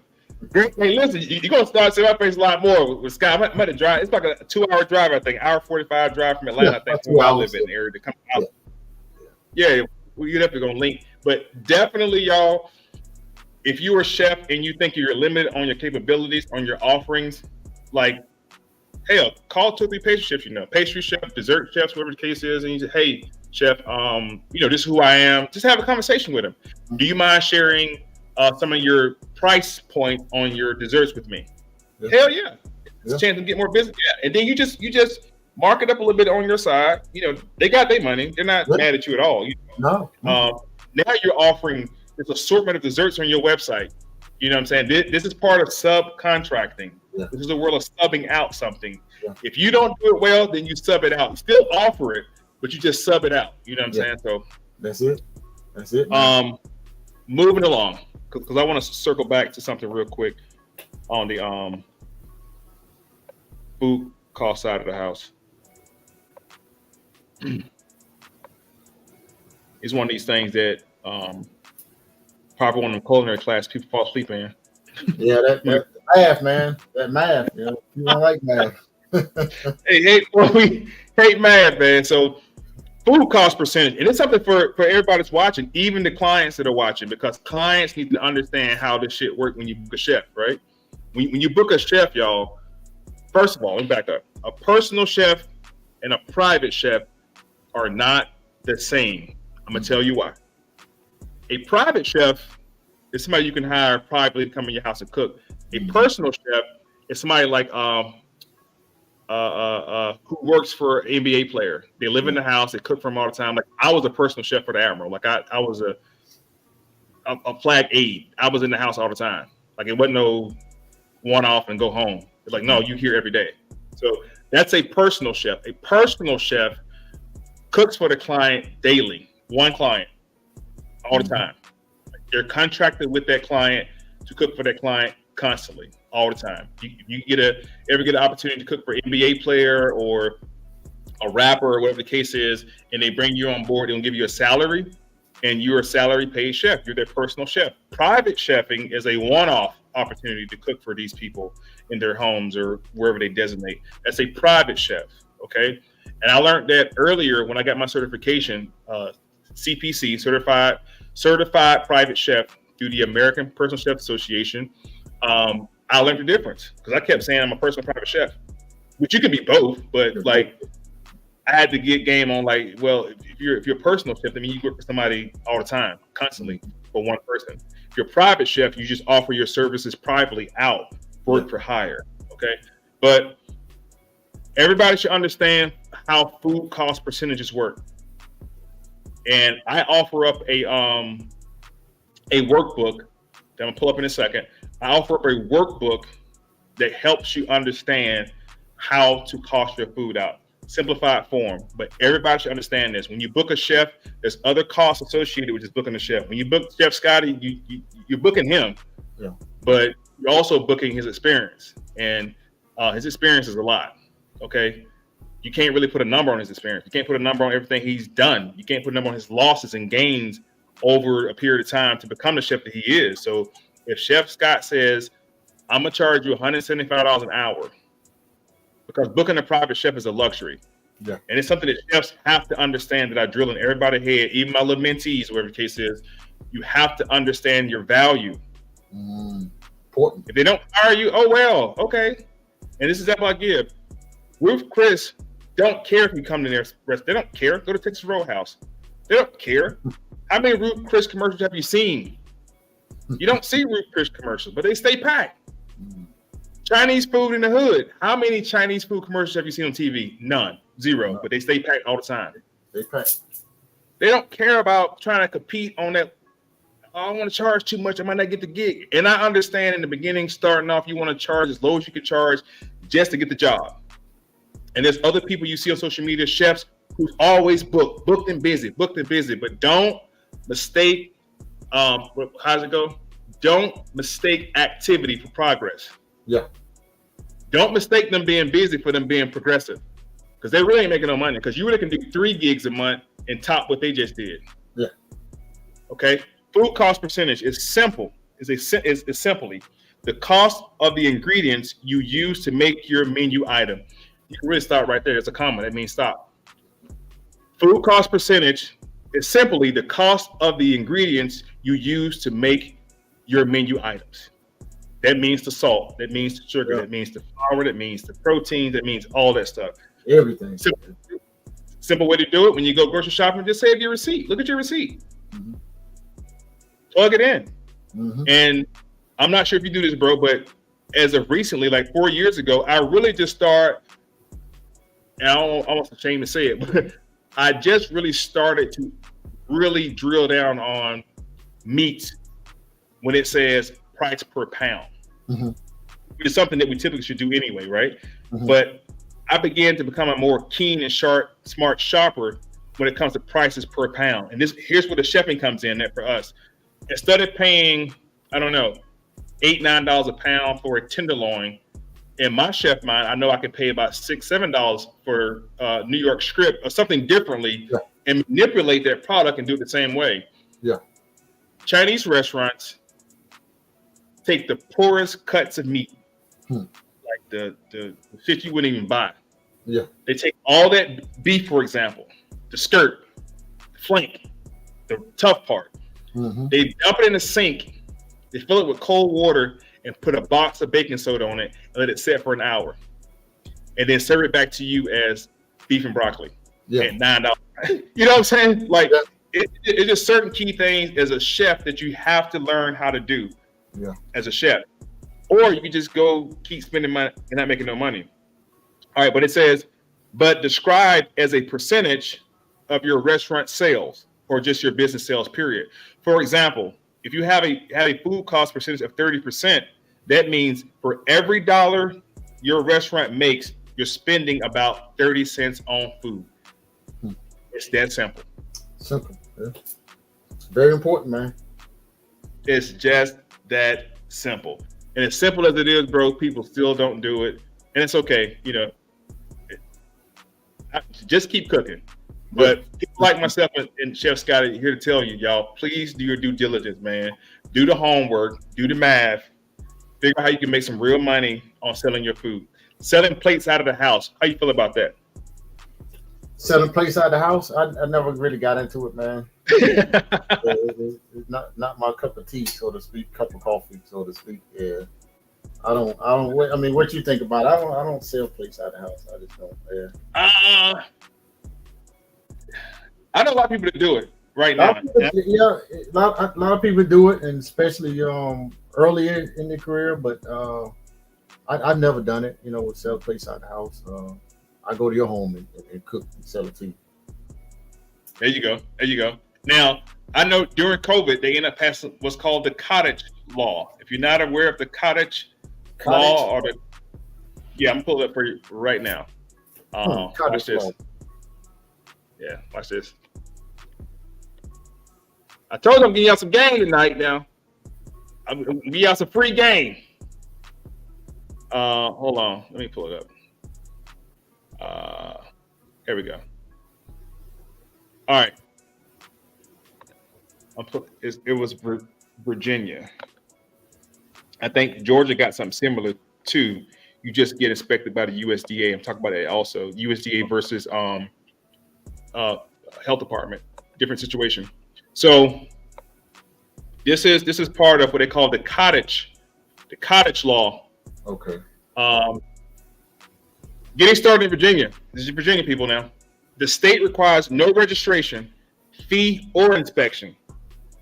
All a person needs is a home kitchen. However, cities and counties may impose additional regulation on cottage food business. Let's continue. What needs to be on cottage food label? Regarding labels, certain statements must include on all products. This include not for resale, processed and prepared without state inspection. Aside from all cap statement, following must include the common name of the product, ingredients, including all sub ingredients in descending order. That's just basic things, right? But yet it's called the cottage law. Cottage law. And it's you can legally, lawfully sell food out of your house. How much does food service license cost? It's food service license now, but anyway, it's called cottage law. Cottage law. Okay. Yeah. You can sell food out of your house. you can legally sell food out of your house and not get in trouble. Now, again, the thing is this right here. It will behoove you to go through the USDA, and I'm gonna tell you why. I had a spot here in Virginia. I had my own restaurant spot in Virginia, and I decided to go to the private sector.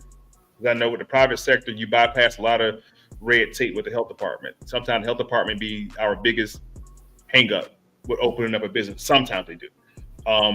But I learned earlier on Just like on your money, if you look at a dollar bill in the front, it said it is a public and private. This is for public and private debts. There's two entities in business. There's the public, and then there's the private. The private sector is less regulated, less restricted, less monitored. I learned to open my spot, I did not have to go through the health department.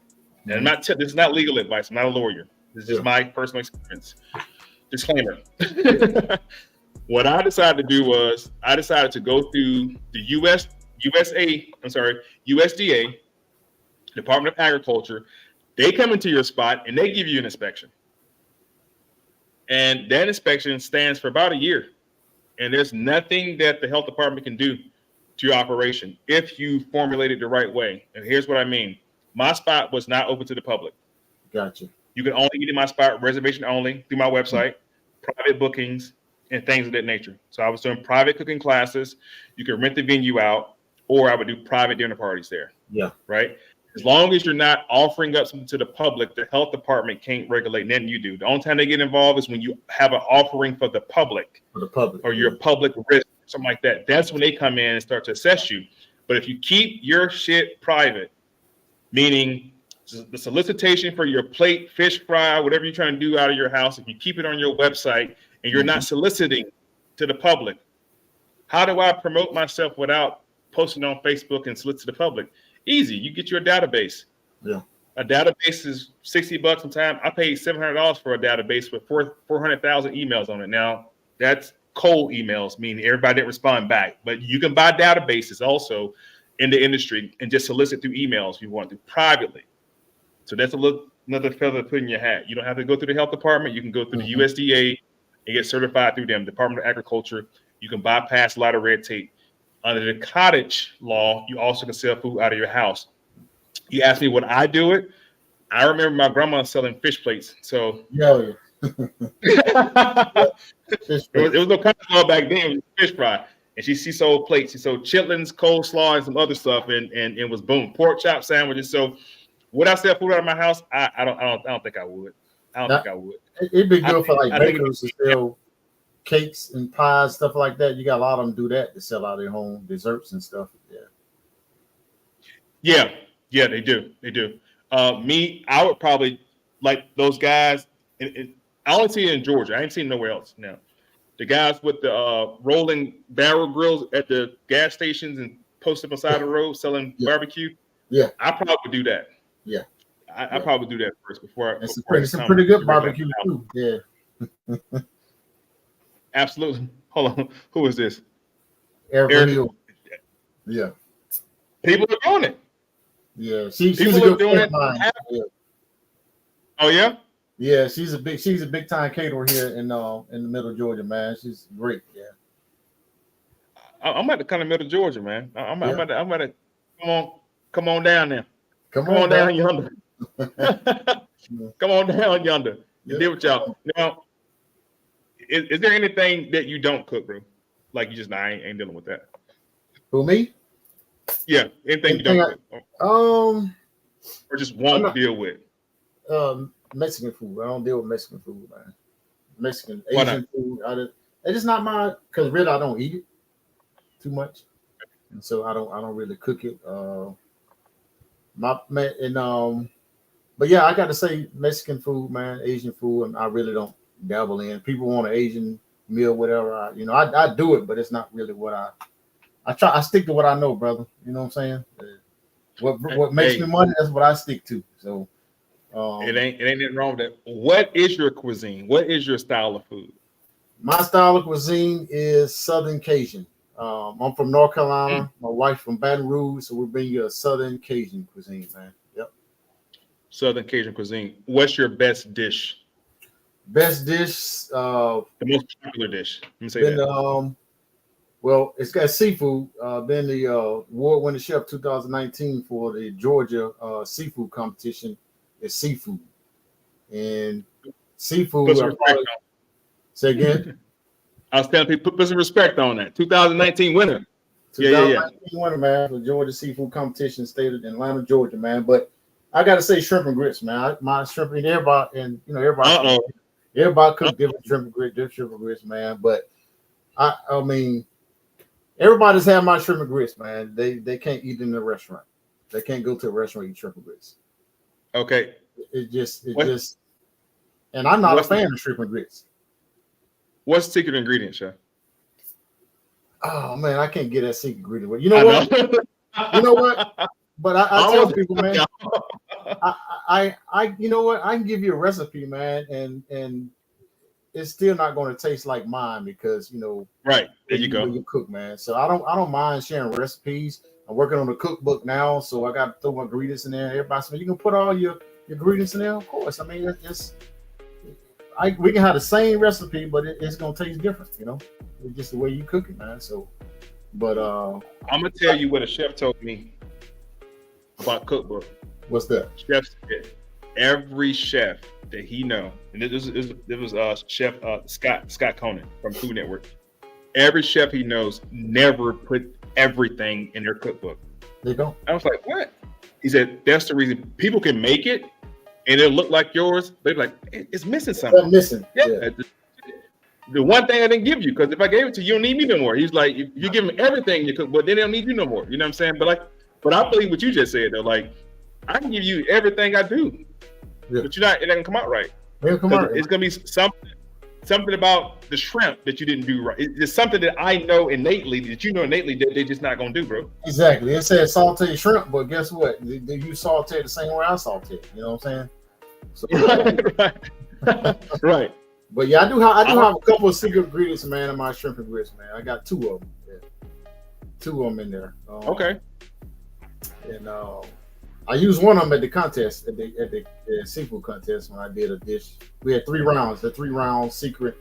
It was all secret ingredients, and the secret ingredient was seafood for each round. So yeah, one of my used different secret ingredients for that. So yeah, I think you know one of the chefs too. He's a capo. I think y'all did collaborate something together in Atlanta. He wears some fedora hats too. Got braids. Flu. Yeah, Chef Flu. Yeah, man. Him connected in Atlanta, man, with Chef Jannard. Chef Jannard Wells. Yeah, Chef Jannard. Yeah. Okay. Man, him. He's the one that got me in the contest and stuff, man. So yeah, all those young guys, man, I connected with. Yeah. Okay. Now, speaking of contest, do you have any aspirations, or have you ever thought about going on Food Network? Oh yeah, I have, and I want to go on Food Network, man. Just to people ask me, man, why you never been on Food Network yet? I said I've never been given an opportunity to go on Food Network.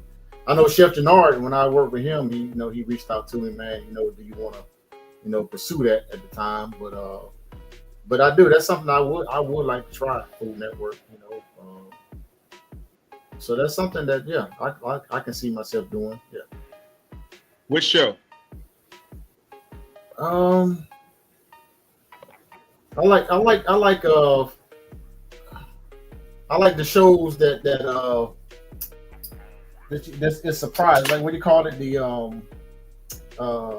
what's the show I'm looking at? I wish I wanted what you was on. The which one were you on? Cutthroat Kitchen or Chop? Chop. Yeah, but with the military people. That's the one I wish I would have went on that one. Yeah. Yeah, you saw I was the only Navy guy up there back then. I'm like, oh shit, all Army. And remember I told you earlier, I was just at Fort Lee. I'm like, oh man, they'll kick my ass. I wouldn't mind because I like cooking, man. I like doing live cooking demonstrations and stuff like that, man. So the camera, I'm not shy from the camera. I like getting in front of people. I like teaching people and that's what that's me. That's people say it comes easy to me. It's like a gift that I have, and so yeah.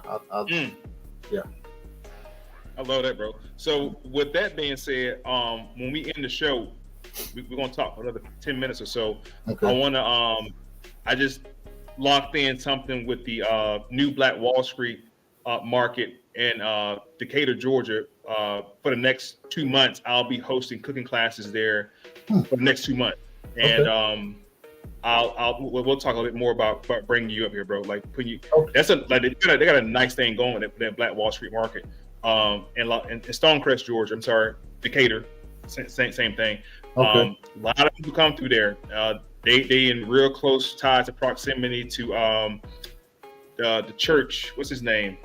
Jamal Bryant Church. Which is around the corner. They had several celebrities come through there too. Like they're doing some real big things at that marketplace, and I'm grateful that they reconsidered me and reached back out for me to come there. And I just signed a contract today to do multiple events there. And I'm like, damn, I got an idea. How about I start bringing my chef friends in here to do some demos also, and we talk about what we're going to charge these people, because people are like foaming at the mouth to watch those demos. And I was fortunate to do what's called Metro Cooking DC, and they do it every other year. And the last time I did it, I was there with Wolfgang Puck and Martha Stewart, and they gave me my own little section. I had about 30 people watching me cook, and I'm like, this shit is crazy. And I look back on what they was charging like $200 tickets for people to sit down and watch somebody cook. I mean, there was a series of chefs, but it's like, this is easy money, man. You know what I'm saying? And the food was sponsored by like Wegmans and Whole Foods, so it was no out-of-pocket expense for nobody there. I'm like, this is smart as shit. So we'll talk about it in the back end, put something together, man, and start doing our own thing. And I also have it June 1st, and I have it through Juneteenth weekend also. So a lot of things coming down the pipe. But we'll talk more about that. Before we get ready to wrap it up, is there any advice you would like to give up and coming chefs? I think, man, I tell this. I think the more, and I'm speaking towards young chefs too, that, man, be yourself, man. You know, there's a lot of chefs that try to emulate other chefs. This chef, man, be yourself. And I'll tell people, you don't always have to be the best, but be your best. You don't always have to be the best, but be your best, man. Be yourself, man, because each of our paths, each of our journeys are different. If I try to take your journey, then you know what? It's not for me, then it's not going to work out. So be yourself. Be the best you can be as a chef. Know what you want to do in life. Have a vision, man, because, you know, chefs, sometimes I lay at night, man, I'm visioning things, man. My mind is, I can't sleep too much. I'm always thinking. But, man, just do what it is what you want to be, man. And I'm Chef Scottie, and I'm always going to be like Chef Scottie. Yeah, I'm going to have other mentors and get other ideas, but guess what? In the day, I am Chef Scottie, man. That's who you're getting. And so just be who you are, man, as a chef, and don't be afraid to go out and ask questions with other chefs, man, especially as a Black chef, because there's a lot of knowledge out here that we can get from other people, man. So that would be my advice. Yes, sir. No, hey, listen, that's sound right reason. That's a goddamn mic drop at that point. Like, be yourself, be true to who you are. And on that same note, just to camel back on what you were saying with that, that's probably how I got as far as I've got, bro. Like I had blinders on, and I'm not really concerned about what other chefs. I mean, great, you know what I'm saying? Like, I'm probably one of the only chefs that I actually repost other chefs on my story. Like, I repost you. Like, there's nothing you can take from me by reposting you. No. Other chefs are like, you know, and because I've stayed true to who I am, and I've had to pivot a couple times because I'm caught between the education part of the chefpreneur part about teaching other chefs how to do stuff, and also educating my community on what to eat. But it's always that teaching aspect remains there, and that's a gift, like you said. It's a gift that I know I have, and I pray that God continues to give me insight and wisdom on how to convey my information to people. I've been blessed with my hands to do certain things with food, and I want to educate our community on that. So always be genuine to yourself, man. Just keep being yourself. I made a post on Facebook other day, I think, about encouraging people to just keep posting. Like, just, you know, chefs, even right now, like, just keep posting, man. I don't care if you got 5 followers or 5 million followers. Keep posting your content. Don't get discouraged. Nobody's liking your stuff, because I know we now in the age of instant gratification. I posted 30 minutes ago and got no like. You know, that's insane. But just keep posting, man. Keep doing your thing. Continue to be genuine to yourself. Be who you are. Be the best version of yourself. And if you look at other chefs, and they got the tweezers and the fancy stuff. Hey, man, that ain't your lane. Okay, yeah, it look cute. Yeah, I can do that stuff, but the people I know ain't gonna eat that shit. Like they eat it one time, but they don't want it every day, all day. So even the fancy chefs you see with the tweezers and the big, it look like a piece of art. Like, do I eat it or put it on the wall? I want to do this shit. People do not eat like that every single day. No, they don't. And I've cooked for some pretty wealthy people. Those wealthy people, President Bush and Chuck Norris and all those A-list celebrities, I forgot more than I cooked for at this point. Yeah, they don't want that shit. No, if they want it, they go get it. They go to Fellini's and the fancy steak. All right, but chef, what the crab macaroni and cheese and shrimp and grits at, bro? Like they want to go to that. Yeah. And if you can execute comfort food real well, then keep doing comfort food, man. That's why you have multiple restaurants on each corner, because everybody ain't doing. You got 3 burger spots on the same corner. I may not want a Burger King today. I may not want McDonald's today. I may want to go to Cookout today. You know what I'm saying? Like, just be yourself. And if you fry, like this, Steve Harvey said this too. If you fry chicken, just fry chicken. Fried chicken. If you just do ribs, just do ribs, bro. Ribs, yeah. Just do what the hell you do the best. You know what I'm saying? And he gave an example of this lady worked in this diner, and she did pies, and she brought one of her pies in. You know what I'm saying? And the pies went crazy, and they wanted more pies, and her pies ended up at Walmart a year later because she just did pies. Like, she had to go in there and put on the fancy chef jacket and have all the CCs and the CPCs behind her name and the accolades. And I've been on Food Network. No, who cares? Yeah. And I'm telling, this is what I truly mean is, I've been on Food Network twice. Well, 3 times coming in a minute, but who cares?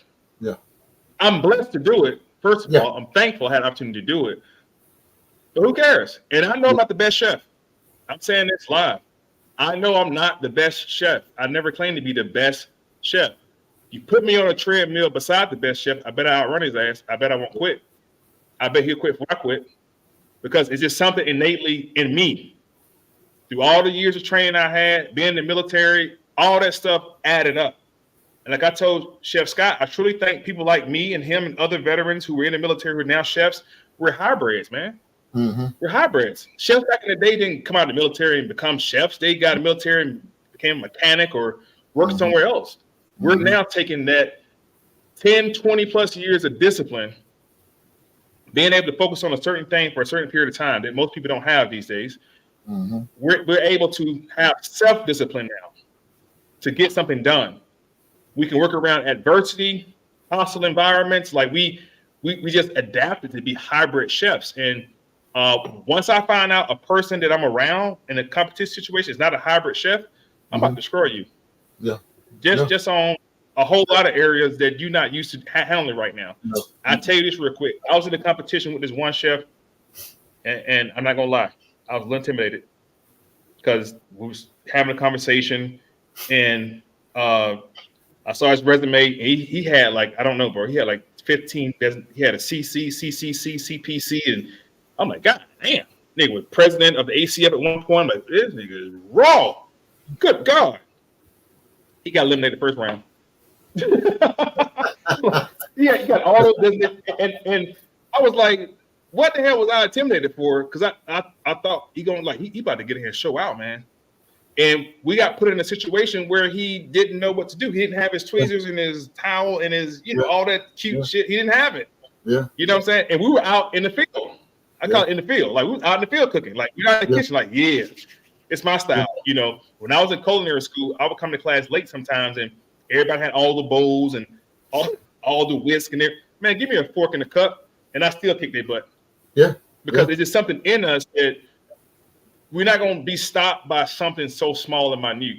We'll adjust, we'll overcome and adapt. And it's something that y'all have to do as the future of the culinary industry in this game. Y'all have to learn how to adapt, man. You have to adapt. You have to adjust yourself real quick. And like Chef just said, you have to stay in your lane and do what you do best. Yeah. You have, Chef, you got a shout out from DAA Interiors. They say they're going to see you in July. In July? Okay. That's what's up. That's what's up. That's what's up, man. Absolutely. So, Chef, again, man, thanks for having you on the show, bro. I appreciate your time, man. This was awesome. This is not the last time you're gonna see Chef Scottie around me or near me. I promise you that. This brother's phenomenal. Got a gang of information, a gang of stuff that I'm ready to be a student, and I'm a master student, by the way. Like if somebody's in the room with me that knows something I don't know or more than me, my mouth closed and my ears open. Yeah. And I listen twice. I listen more than I talk at that point. Like, okay, yeah, and I take it in. Okay, cool. Then I'm writing down. I'm saying, what about this? I'm writing it down. Yeah. Constantly. I have another YouTube outlet that I teach history on. I love history, and I have a bigger following over there. And I tell them all the time before I start, get your pen and your paper, your pen and your pad, and take notes. And this one young lady been following me for maybe like a year or so, and she sent me a picture of her notebook, and she just took notes, man. She just took notes. And I told her, I said, with that notebook, the value you have in that notebook right now is crazy. There's value in what you just did. So chefs, as future entrepreneurs, chefpreneurs, food service leaders, we have to be students of the industry, because people who are not chefs have came into our industry and they're getting paid. That's right. They don't figure out a hack and they're getting paid. So we got to figure it out, y'all. We're getting a little older. I'm 41.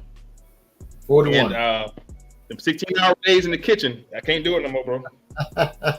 Yeah, man. You still young, Chefprenur. Yeah. Oh yeah, I'm still young, but these knees, boy, these knees say something different when it start hitting that 9-hour mark. I've been standing up, setting up stuff and moving stuff around. I got physical therapy tomorrow for my knee, so I hear you.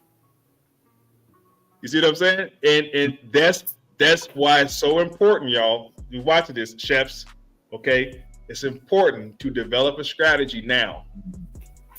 Develop a strategy. Start saving some of that money you get on these gigs, man. Start reinvesting back into your catering company or your personal chef business. Start reinvesting. Start buying your own plates. So when you do a dinner party, they're renting your plates. Private dinner for 20 people. What are you gonna eat off of? I don't know. When you get that booking for that dinner party for 20 people, everything in that space should be yours. Your tablecloths, your forks, your knives, your spoons, your cups. It should be your stuff that they're renting out from you. They're renting out, yeah. 35 cents a plate, 15 cents a glass. And over time, it'll start to add up to where, yeah, you made money on the food cost, you made money on your personal booking, but you just made $700 in the past 3 months on re-renting out your equipment. Smart. And that's how y'all got to start to think in this industry. So, Chef Scottie, it's been a great time, man. DA Interiors are going in on you, man. Look here. Check them out. I'll put them over here. Chef Scott, but hey, listen, I'm gonna bring you back on here, bro. It's live tonight. I love this. That's what's up, man. It was got great food. I enjoyed it, brother. I'm glad that we got together, man, and able to do this, man. So, and it's not the last time, man. I'm looking forward to working with you in the future, brother. Yeah. Oh yeah, we're gonna talk and build, man. I got so much stuff on the table that we can collab on, man. That it's crazy. I'm making it make sense for you too, man. So, but all right, Chef Scott, appreciate it, man. Put you back in the green room for a second and sign off of here. Thank you. Everybody tell Chef Scottie peace and love. We'll see him again pretty soon. All right. Thanks, bro. Listen, y'all. If you're in the culinary industry, if you have questions, if you need to know anything, and I'm not saying everything, hit me up. If I don't know the answer, I'll get you the answer. Okay? Go over to my website, chefjacobiponder.com. On the website, I have a list of options for Chefprenur Academy. You're looking for employment. Here in the next couple of months, we're going to start building these government contracts out. I need travelers to go hit these contracts. The money is well worth it, I promise you. If you just need some more insight on the industry, on the game, and what to do, how to charge, and food costs, you don't quite understand and get it, hit me up. Hit me up. Shoot me an email. We'll schedule a time to hop on Zoom. If you need mentoring, I offer mentoring as well. As you can see, I have other mentors that I can reach out to connect you with them. This is a network. We're going to connect. We're going to build. and change the culinary industry, man. So appreciate y'all for hanging out with us for this entirety of almost a 2-hour show, which is great. I love it. Follow me, continue the journey, man. Chefprenur Academy, Chef J Ponder. I'm out.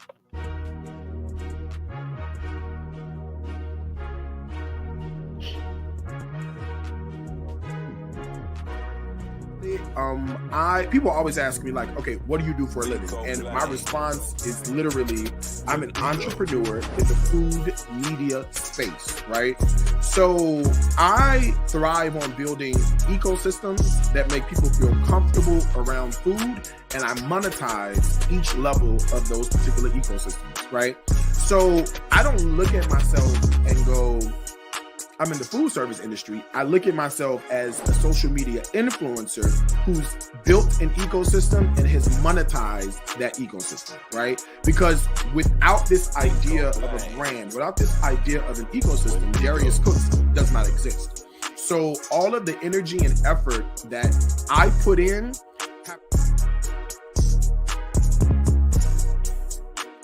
look at somebody else's page, get inspired. Don't, and get your ideas. I'm not even gonna say don't copy, because that's why we're here. We're here to inspire you, to make you want to take what we did and make it better, right? That's what we're here for.